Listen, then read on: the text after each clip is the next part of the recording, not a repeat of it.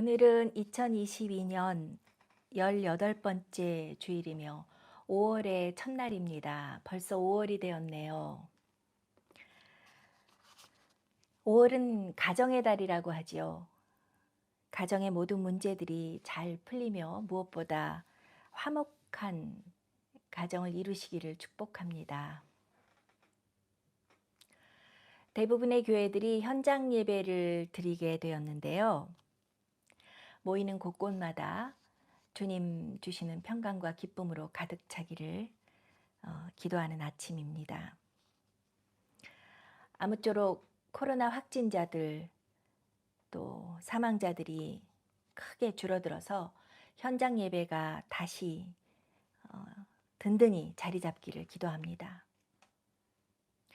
오늘도 이 귀한 주일에 HTS 깊은 교회가 모일 수 있도록 허락해 주신 주님께 감사드리며 함께 모이신 모든 분들을 환영하며 축복합니다. 주님께 찬양합시다. 찬양은 주 하나님 지으신 모든 세계.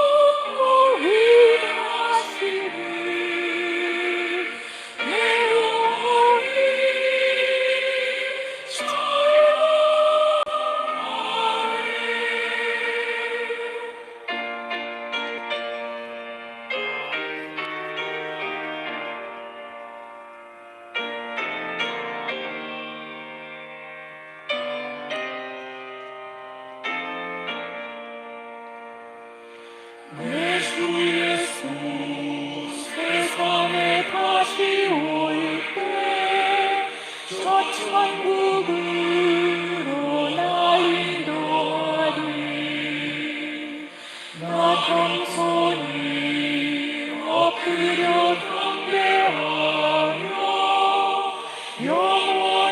주를 찬양하리라.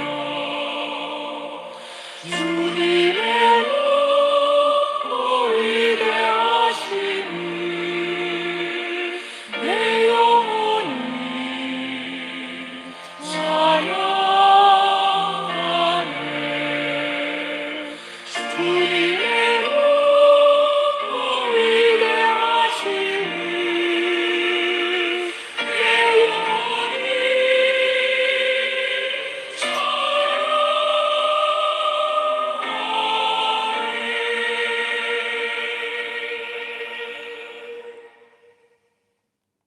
주님께 기도합시다. 부활의 주님, 5월의 첫날 주님 앞에 다 함께 모여 예배드리는 이 시간, 감사와 존귀와 영광을 주님께 올립니다. 이 시간 하나님의 보좌 앞에서 머리 숙인 각 사람에게 은혜를 내려주사 무거운 죄짐을 내려놓고 주님 주시는 자유의 선물을 얻게 하소서. 주님께 고백하는 잘못과 허물들을 용서하시고 바로잡아 주소서.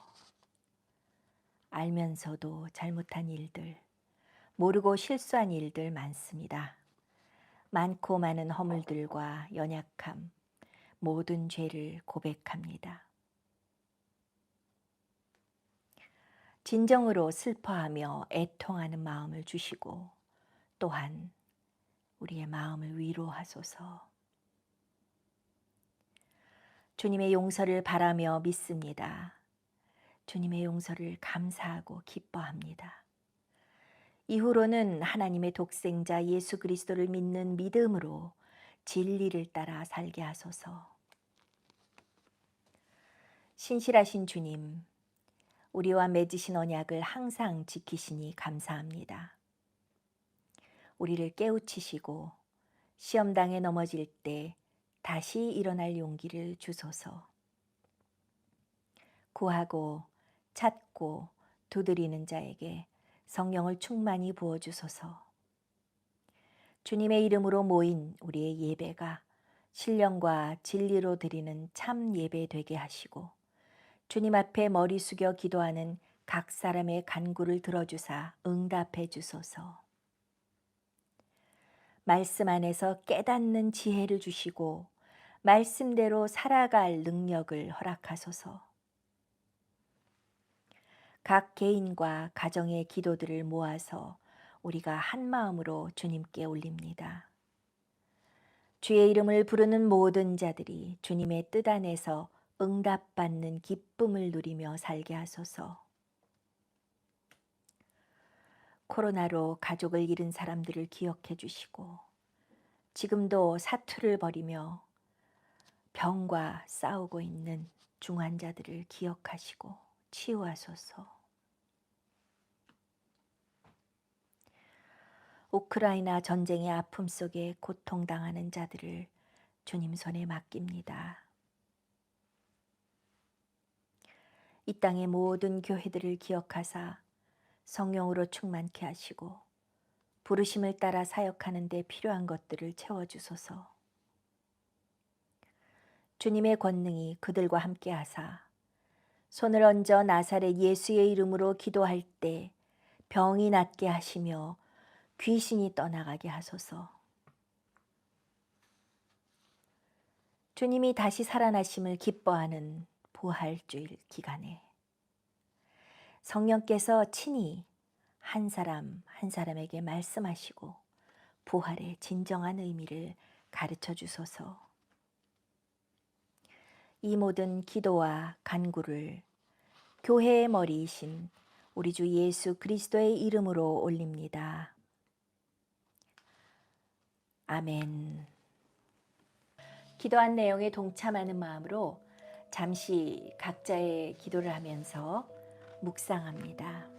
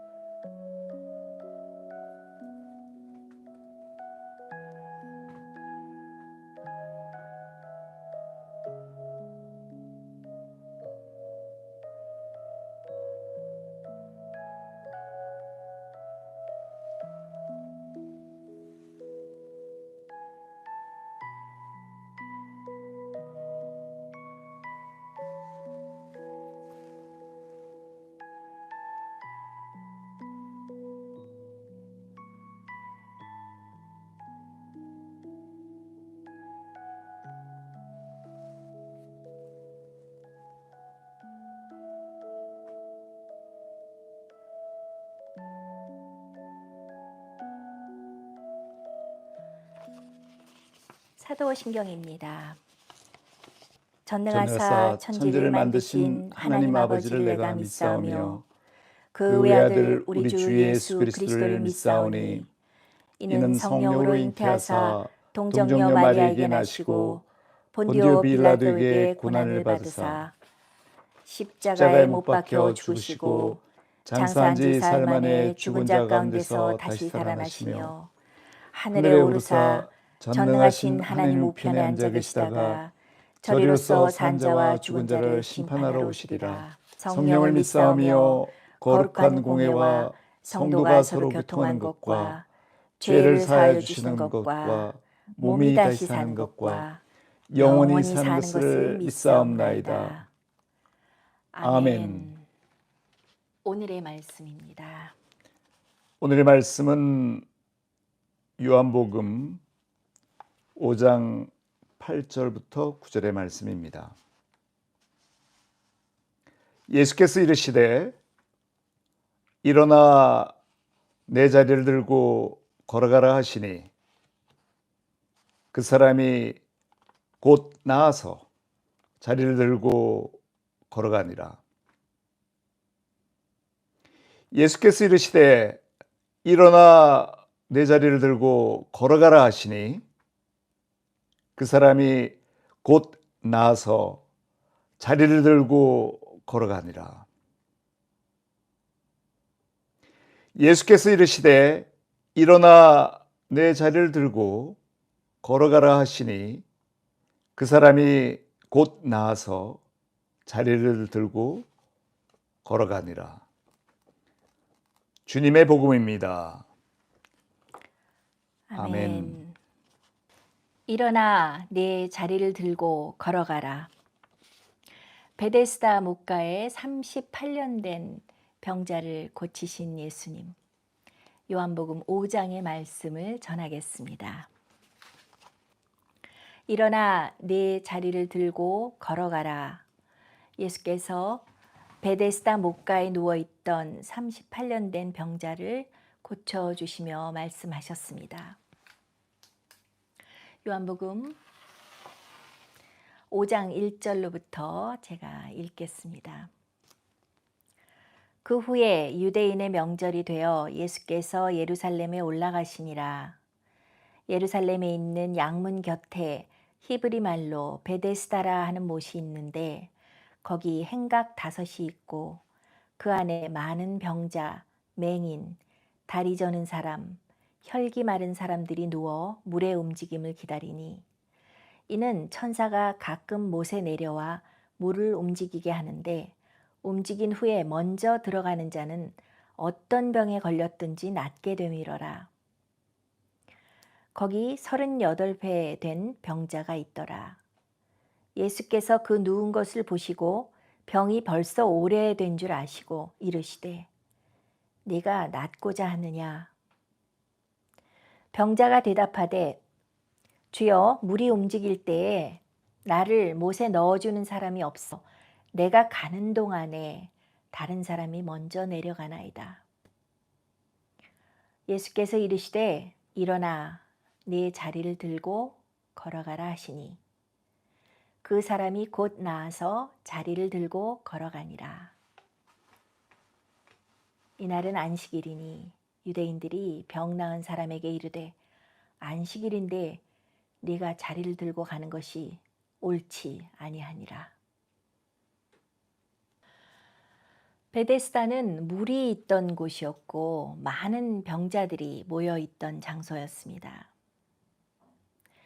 베데스다라는 이름 자체가 자비의 집이라는 뜻이죠. 병으로 고생하는 많은 사람들이 하나님의 자비를 구하며 고침받기 위해서 찾아오는 곳이었습니다. 자비의 집이라는 뜻의 베데스다는 히브리 말로 헤세드라는 단어가 포함이 되어 있는데요.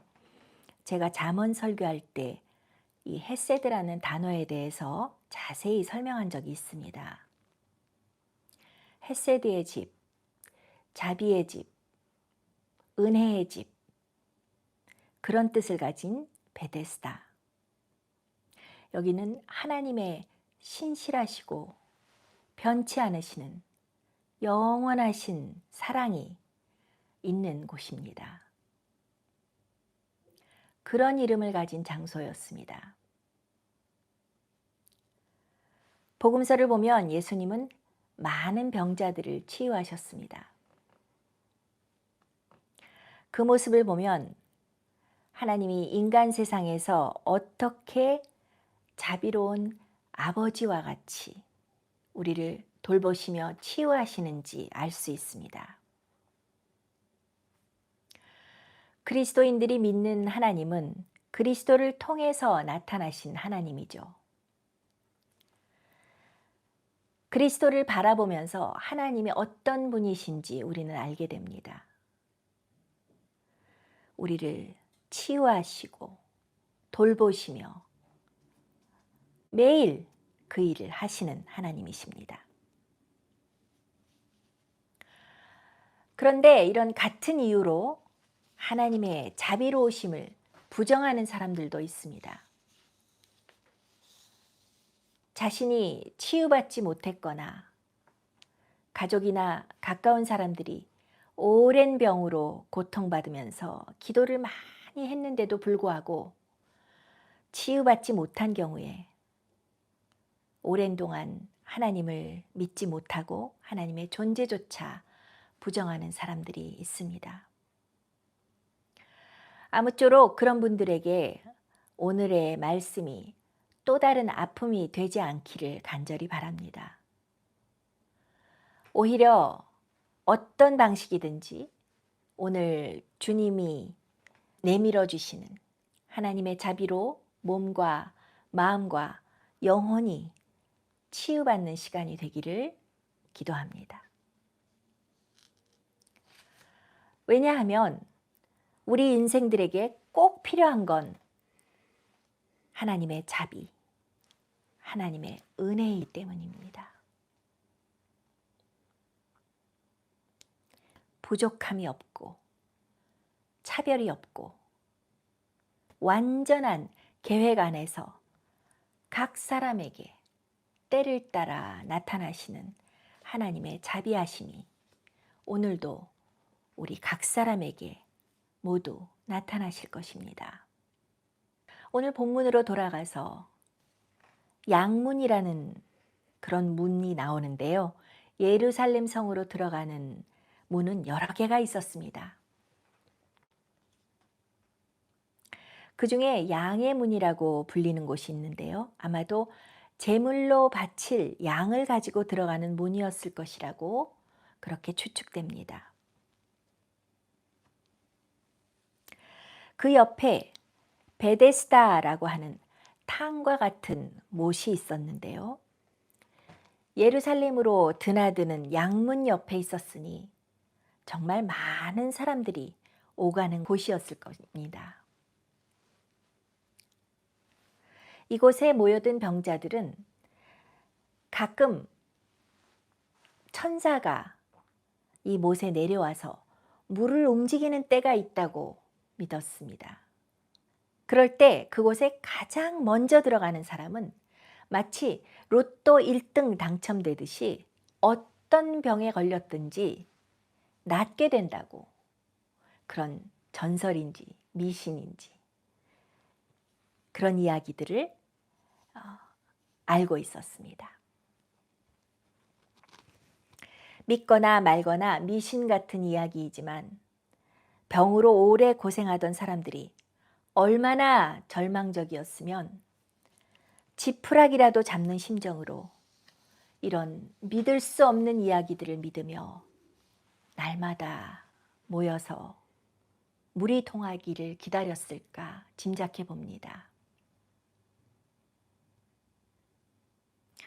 어쩌면 그 물을 움직이게 하시는 것이 하나님의 자비요. 그 하나님의 자비를 쟁취하기 위해서 기다리고 있는 것처럼 보입니다. 바로 여기에 38년 동안이나 천사가 물을 움직여 주기를 기다리고 있던 병자가 있었습니다. 이 사람은 비록 천사가 물을 움직여 준다고 해도 제일 먼저 못에 뛰어들 수는 없는 장애인이었습니다. 38년을 누워만 있었던 사람으로 보입니다. 아마 그 자리에도 누군가 들어다 주었기 때문에, 그 사람을 옮겨 주었기 때문에 갈 수 있었을 것입니다. 그런데 이 사람에게 더한 불행은 물이 움직일 때 제일 먼저 물에 들어가야만 나의 병이 나을 수 있어, 이런 생각으로만 가득 차 있었다는 것입니다. 자신이 치유받지 못하는 이유는 천사가 물을 움직일 때 제일 먼저 물에 들어가지 못하기 때문이라고 철석같이 믿고 있었던 것입니다. 하나님의 자비조차 자신이 먼저 물에 들어가야만 받을 수 있다고 생각했던 거죠. 아마도 그는 하나님의 자비에 대해서 성전에 가서 랍비에게 배울 기회도 없었을 것입니다. 바리새인들을 만날 수 없었을 것입니다. 하나님의 자비에 대해서 배우기는커녕 누군가를 만나 그런 대화를 할 기회조차도 없었을 것입니다. 이 사람들은 이 사회에서 전혀 관심의 대상이 아니었습니다. 그래서 예수께서 내가 낫고자 하느냐? 라고 깜짝 놀랄 만한 질문을 하시는데도 낫기 원합니다 라고 대답하지 못하고, 그 질문에는 관심도 없고 계속 이렇게 하소연을 합니다. 예수께서 그 누운 것을 보시고 병이 벌써 오래된 줄 아시고 이르시되 네가 낫고자 하느냐? 병자가 대답하되 주여, 물이 움직일 때에 나를 못에 넣어주는 사람이 없어 내가 가는 동안에 다른 사람이 먼저 내려가나이다. 저는 이 구절을 읽을 때마다 마음이 무너집니다. 평생 하나님의 자비를 구하던 사람이 하나님의 자비가 바로 눈앞에 있고 말씀하시는데, 내가 낫고자 하느냐 물으시는데 여전히 자기 생각, 자기 세계 안에 갇혀 있을 수밖에 없는 딱한 모습이 너무 적나라하게 드러나기 때문입니다. 예수님은 그의 병이 오래된 줄 아셨고, 그 병은 몸의 병뿐만 아니라 마음의 병도 있음을 아셨습니다. 누워서 꼼짝 못하던 그가 하염없이 물만 바라보고 살면서 마음의 병도 깊어졌겠죠. 실패의 기억, 절망의 기억. 마치 그의 유일한 희망은 물이 움직이는지 아닌지를 바라보고 사는 그 자체가 되어버린 것 아닌가 싶습니다. 그는 몸도 마음도 병들어 주님의 음성에 답하지 못했습니다. 내가 낫고자 하느냐라는 물음에 자기가 왜 이리 오랫동안 아픈지 하소연하느라 답을 못할 정도로 병이 깊어졌습니다. 어쩌면 38년 동안 그 사람에게 말을 걸어온 사람도 거의 없었는지도 모릅니다.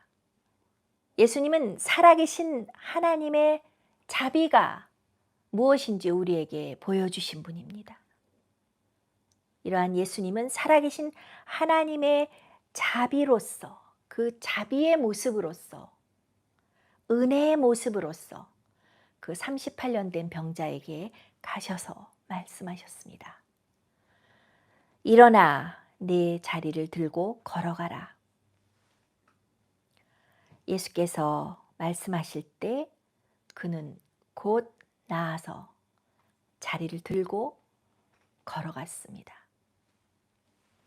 너무 놀라운 기적이 일어난 것이죠. 예수님의 말씀의 능력으로 벌떡 일어나서 걸어가게 되었다는 건 그때로부터 비로소 병자의 삶을 청산하고 새로운 삶을 살아가게 되었다는 뜻입니다. 그것은 오로지 하나님의 자비로만 얻어지는 새로운 인생입니다. 몸의 병이 나을 뿐만 아니라 다른 영적인 의미도 포함되는 것입니다. 그 이전의 삶과는 확연히 다른 것이죠. 어떻게 다를까요?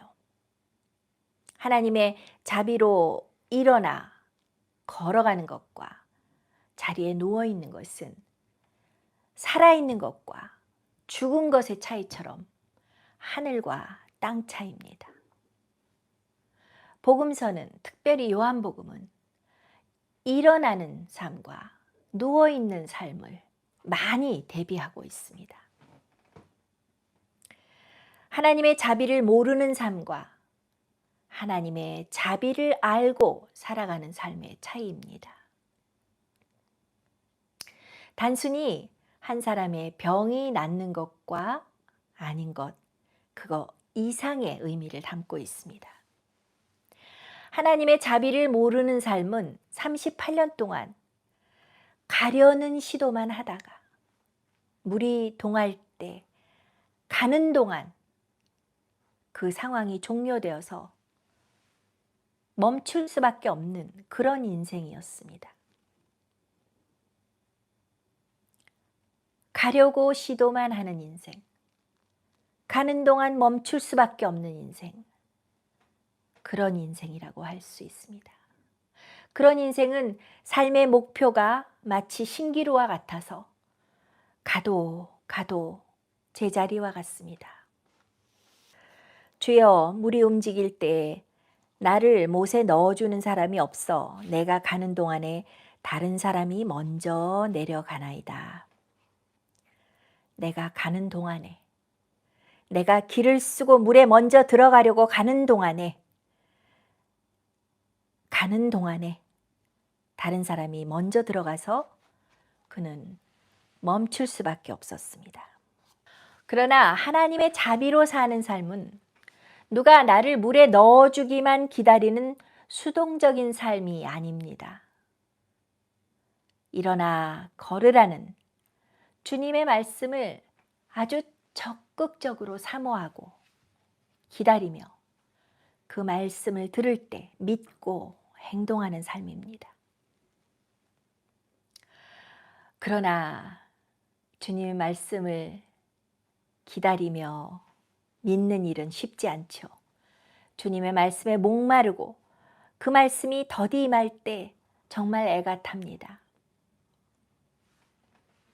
주님의 말씀이 임하면 내가 일어나 걸을 수 있다는 믿음이 크면 클수록 그 말씀을 기다릴 때 목이 마르고 애가 타는 것입니다. 그 말씀이 임하지 않을 때, 그 말씀이 임하지 않았다고 생각될 때 그 실망도 크지요. 38년 된 병자는 자기가 하나님의 자비를 얻을 수 있는 유일한 방법을 알고 있다고 생각했습니다. 주님의 말씀을 듣고 행하는 것 외에 다른 방법이 있다고 생각했습니다. 그 방법은 물이 움직일 때 거기 제일 먼저 들어가는 것이었습니다. 그런 방법을 통해서 치유를 받은 그런 사람들을 본 적도 있었을 수 있습니다. 그러나 성경에서 말하는 치유는 온전한 치유를 말하는 것입니다. 단순히 눈으로 보기에 아팠던 사람이 나았던 그런 기적이 나타나는 것만을 이야기하는 것이 아니라 하나님이 하나님의 자비로서 한 사람의 인생을 온전히 주님과 동행하는 삶으로, 영생을 누리는 삶으로 그렇게 변화시키시는 그러한 온전한 치유를 말하는 것입니다. 38년 동안 병을 앓던 사람은 어떻게든지 물이 동할 때 그 물에 들어가려고 애를 썼습니다. 그런데 문제는 가는 도중에, 가는 동안에 번번이 실패했다는 것입니다.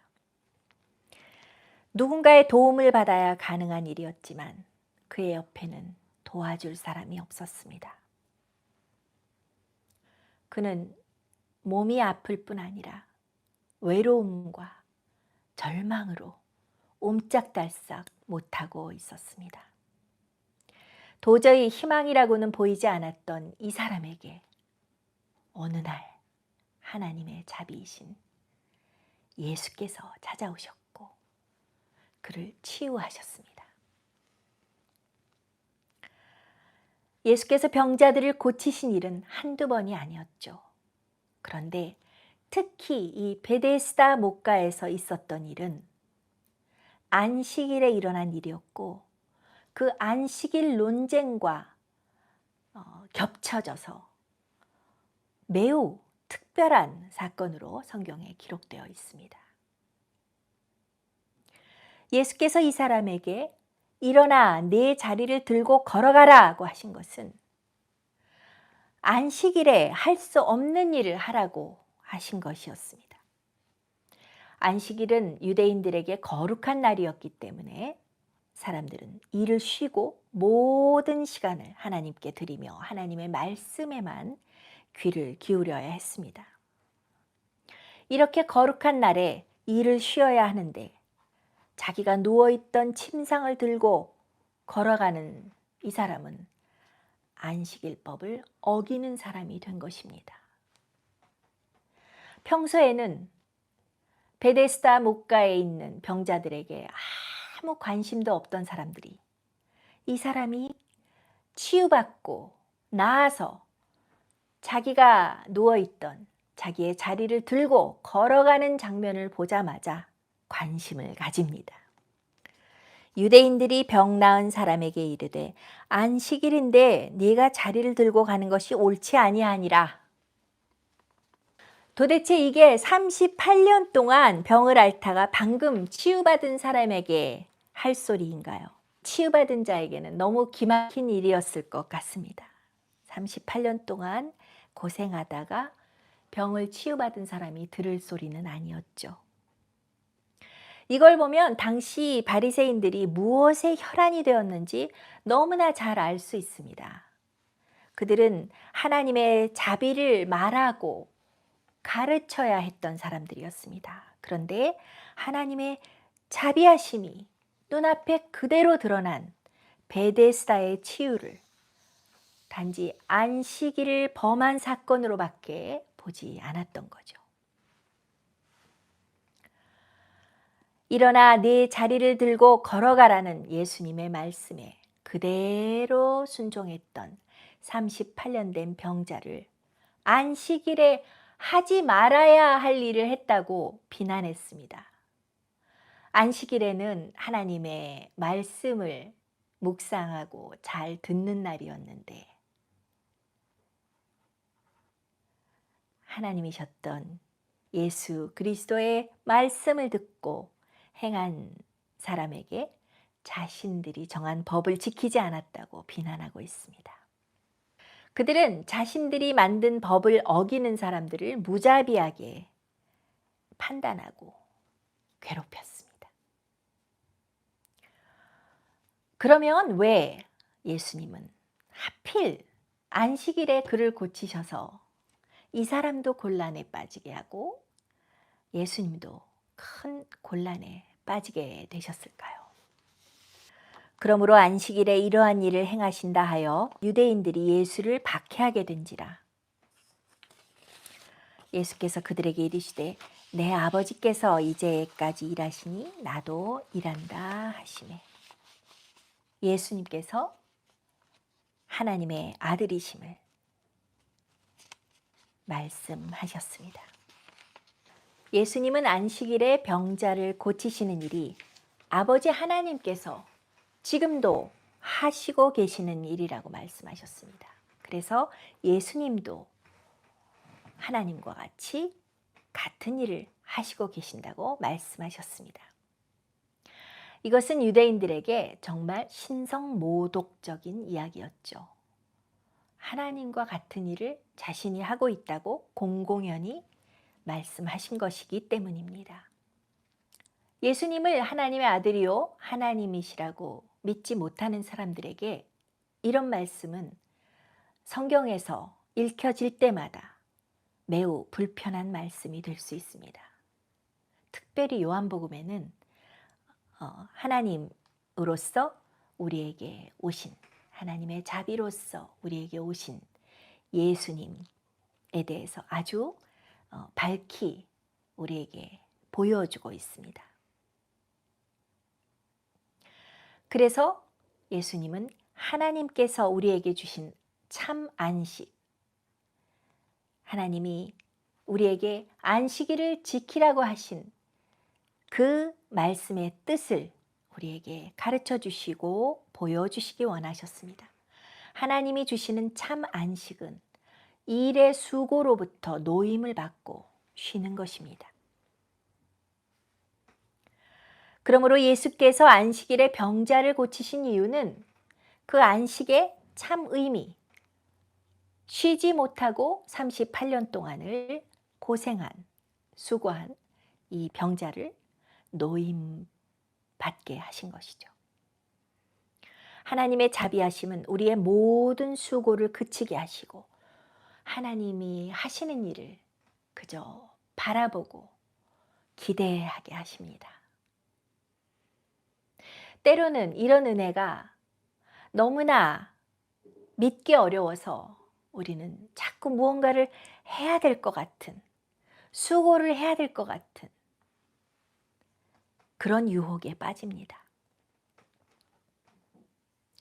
물이 동할 때 제일 먼저 물에 들어가야만 하는 수고, 안식일법을 지켜야만 하는 수고, 안식일에 안식하지 못하고 안식일법을 지키느라 바쁘죠.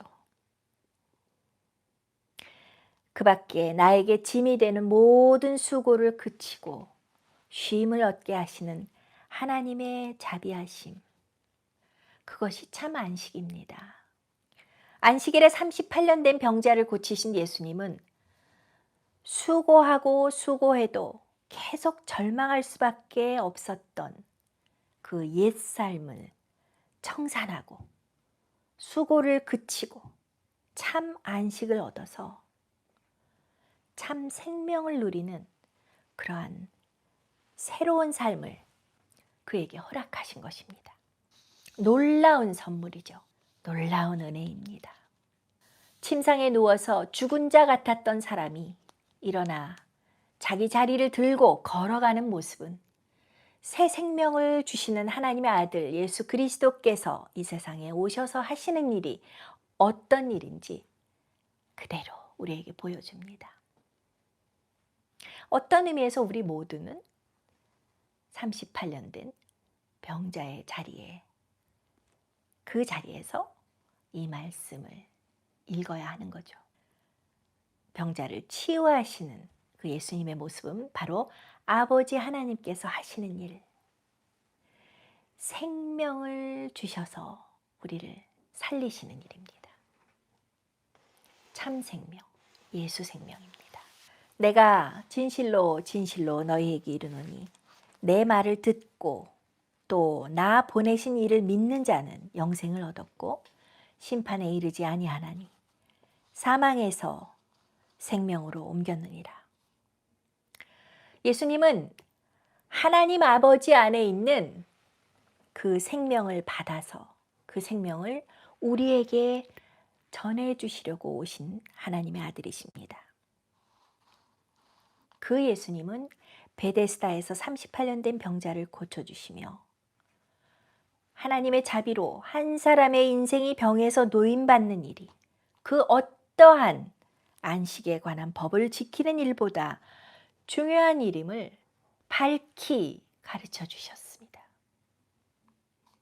진실로 진실로 너희에게 이르노니 죽은 자들이 하나님의 아들의 음성을 들을 때가 오나니 곧 이때라. 듣는 자는 살아나리라. 듣는 자는 살아나리라. 영생의 삶을 사는 사람들은 부활의 날에 부활의 주님께서 부르시는 소리, 그 음성을 듣고 무덤에서 살아날 것입니다. 그것이 우리의 궁극적인, 우리가 받는 궁극적인 치유요. 온전한 치유입니다.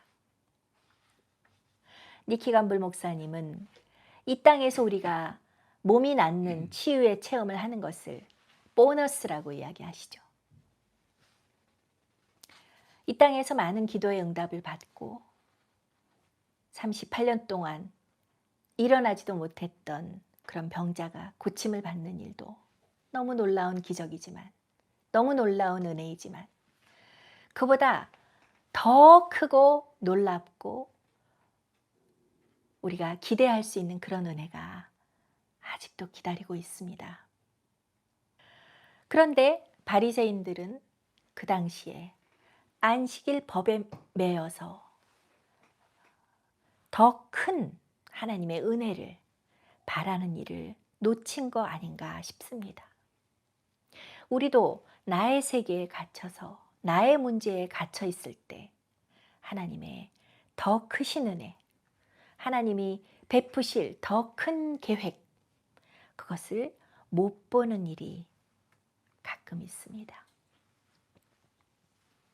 특히 예수님 당시의 유대 사회는 이방 나라 로마의 지배를 받고 있었기 때문에 이방 문화에 물들지 않고 우리가 하나님의 백성으로서 정체성을 잘 지켜나가야 된다는 그 생각에 너무나 사로잡힌 나머지 안식일을 거룩하게 지켜야 한다고, 거룩한 백성이 되어야 한다고 그 생각에 몰두하느라 하나님이 예수 그리스도를 통해서 베푸시는 그 많은 은혜들을 놓치는 일들이 종종 있었습니다. 그 뜻은 거룩하고 경건했지만 이 일에 앞장서던 바리새인들의 태도 때문에 너무 우스꽝스러운 일들도 많이 벌어졌습니다. 다시 말씀드리지만 안식일은 하나님은 우리에게 참다운 쉼을 주시기 위한 그 자비로움이 나타나야 되는 그런 날이고 그런 시간입니다.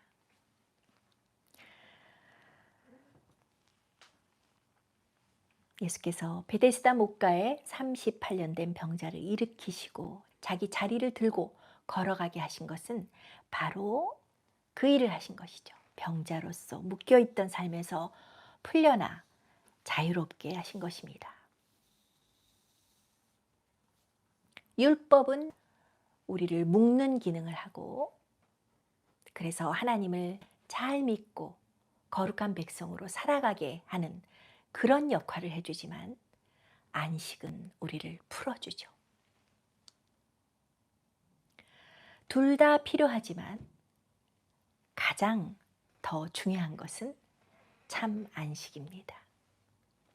예수 그리스도의 손길로 우리가 풀림을 받는 것이 가장 중요한 것입니다. 참 안식은 하나님의 자비하심으로만 우리에게 허락되는 쉼이기 때문입니다. 물이 동하기를 기다려 열심히 물 쪽으로 가는 수고를 매번 하던 그 수고를 그치게 하시는 것입니다. 마치 어부가 밤새도록 그물을 던졌으나 고기를 낚지 못하는 수고를 그치고 예수님과 함께 조반을 먹으며 쉬는 것과 같습니다. 매번 절망하며 그 절망 가운데 살아간다는 건 여간 피곤하고 수고로운 삶이 아닙니다. 예수님은 하나님의 자비로 절망의 삶에서 우리를 건져내시고 치유하시고 말씀하십니다. 일어나 네 자리를 들고 걸어가라. 기도하시겠습니다. 베데스다 목가에서 38년 된 병자를 고치신 주님. 절망 가운데 안 되는 일을 계속 반복하며 살아가던 그를 말씀으로 일으켜 세우시고 자기 자리까지 들고 걸어가게 하셨습니다. 오늘도 주님의 자비하심 가운데 안식을 누리지 못하고 애쓰며 수고하는 자들을 불쌍히 여기시고 말씀으로 치유하시고 새롭게 하소서. 주 예수 그리스도의 이름으로 기도합니다. 아멘. 사역이 이어지겠습니다. 예배를 통해 선포된 말씀을 마음속에 새깁니다. 모두 함께 기도드리겠습니다.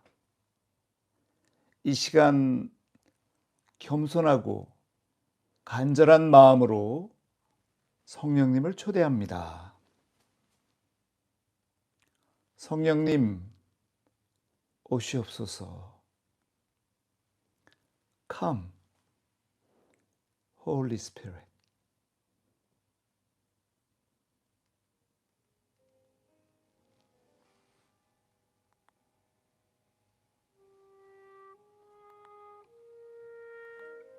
주님, 이 시간 말씀하소서. 우리가 주님의 음성을 듣기 원합니다.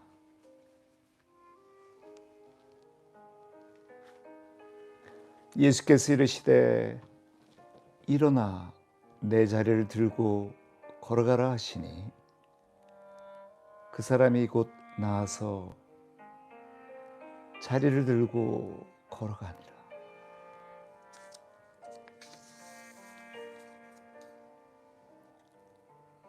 인자하고 자비로우시며 은혜로우신 하나님, 십자가를 통해 치유하시고 구원해 주신 예수님, 오늘도 구원의 목적을 이루기에 우리를 돌보시고 일하시는 성령님, 사랑합니다. 찬송합니다. 경배합니다.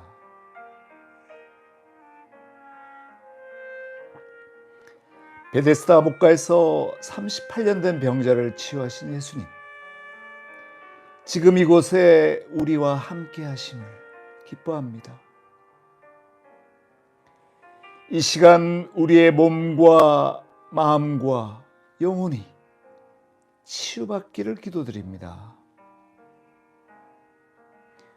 주님, 이 시간 우리를 오랫동안 괴롭히던 결박으로부터 노임받게 하소서. 더 이상 변명하지 않게 하소서.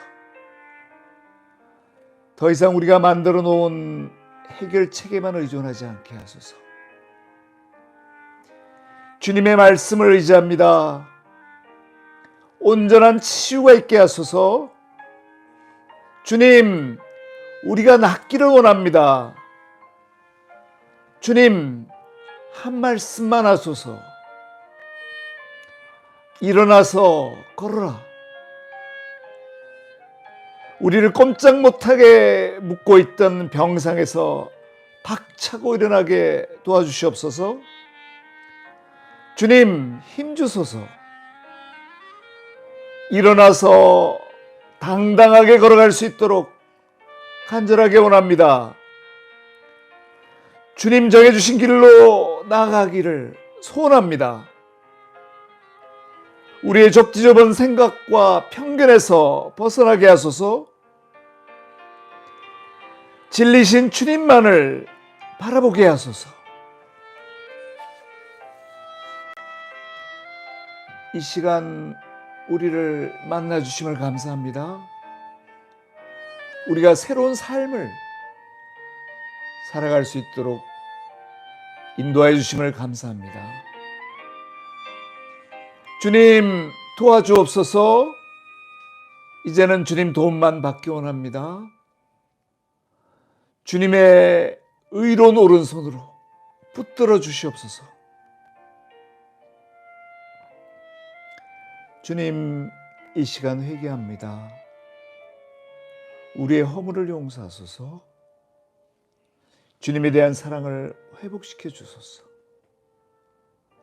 주님과 함께 다시 시작할 수 있도록 용기와 지혜를 주옵소서. 주님 말씀하소서. 주님 순종하겠습니다. 우리의 무거운 짐과 수고와 염려를 주님께 모두 맡깁니다. 주님의 말씀을 신뢰합니다.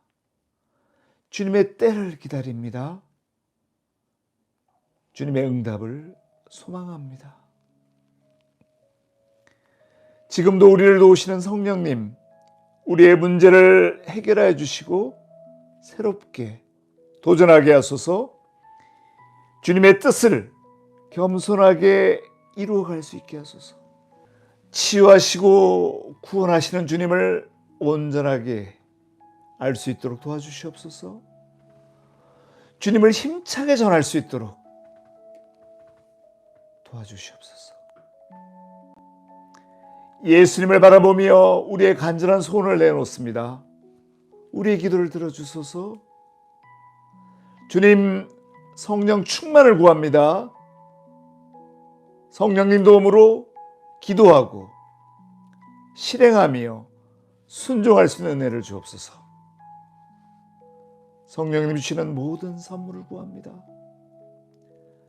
하나님 아버지와 주 예수 그리스도 이름을 영화롭게 높이는 데 쓰임받게 하소서.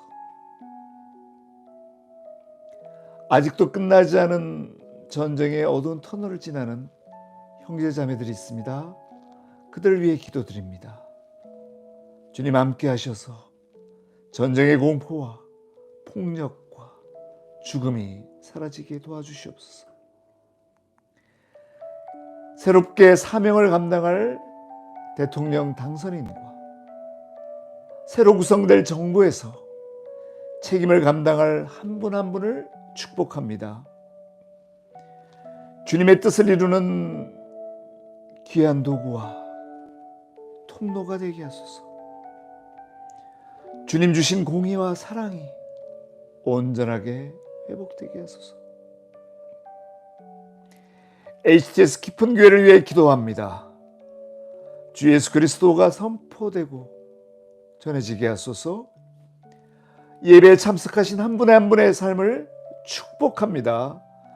주님 주신 영생의 기쁨으로 살아가게 하소서. 2022년 알파 글로벌 리더십 컨퍼런스를 축복합니다. 알파 코스가 주님의 이름을 땅끝까지 전하는데 귀하게 써주소서. 성령님의 기름 부음으로 우리를 높이시고 하나님의 손으로 우리를 지키시고 돌보시며 다시 오실 예수님의 은혜를 감사합니다. 이 시간 치유기도를 드립니다. 예수 그리스도 이름으로 치유와 회복을 구합니다. 주님 부어주시는 치유의 은혜를 이 시간 경험하게 하소서. 38년 된 질병 이 시간 깨끗이 낫게 해주옵소서. 주님 주신 사명을 회복시켜 주시옵소서. 사명을 감당할 수 있는 건강을 허락하시옵소서. 지금 이 시간 우리를 괴롭히는 질병과 죄악의 권세에서 노임받게 하소서. 우리의 질병을 고쳐주실 줄 믿습니다. 우리가 속한 공동체를 갈라놓고 분열시키는 문제의 뿌리가 제거되게 하소서. 거짓과 선동과 위선을 주님 의로운 손에 맡깁니다. 온전한 예배와 친교를 방해하는 질병을 치유하여 주옵소서. 코로나로부터 보호하여 주옵소서. 사랑하는 이들이 고통받고 있는 질병을 주님께 의탁합니다. 깨끗이 낫게 하여 주옵소서. Be completely healed in the name of Jesus Christ. 예수님을 구원자와 주님으로 새롭게 고백한 이들을 기억합니다. 특별히 기도드립니다. 주님의 사랑과 용서를 경험하게 하소서. 주님과 함께 살아갈 수 있도록 축복합니다. 주 예수 그리스도 이름으로 환영하며 기도합니다.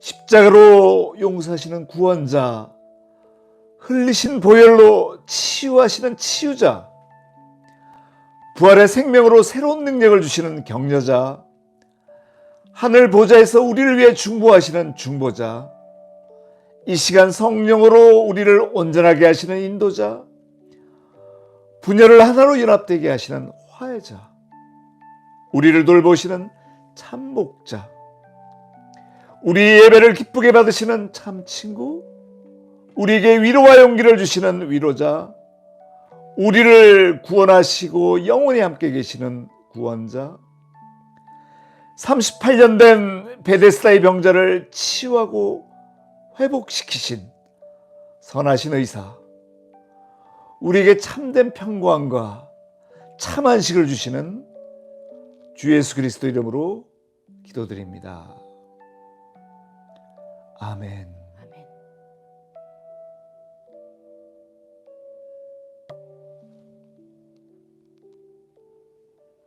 주기도문입니다. 하늘에 하늘에 계신 계신 우리 우리 아버지여, 아버지여, 이름이 이름이 거룩히 여김을 받으시오며 나라가 임하옵시며 뜻이 하늘에서 이루어진 것 같이 땅에서도 이루어지이다. 오늘 우리에게 일용할 양식을 주옵시고 우리가 우리에게 죄진 자를 사하여 준 것 같이 우리 죄를 사하여 주옵시고 우리를 시험에 들게 하지 마옵시고 다만 악에서 구하옵소서. 대개 나라와 권세와 영광이 아버지께 영원히 있사옵나이다.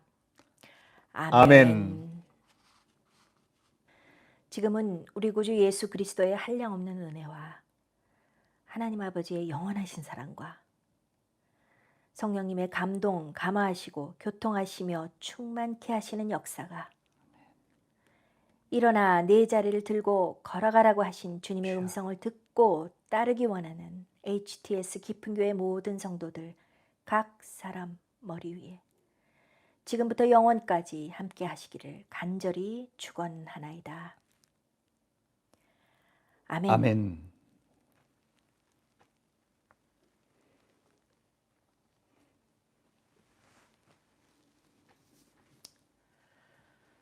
일어나 내 자리를 들고 걸어가라. 주님 말씀하십니다. 할렐루야.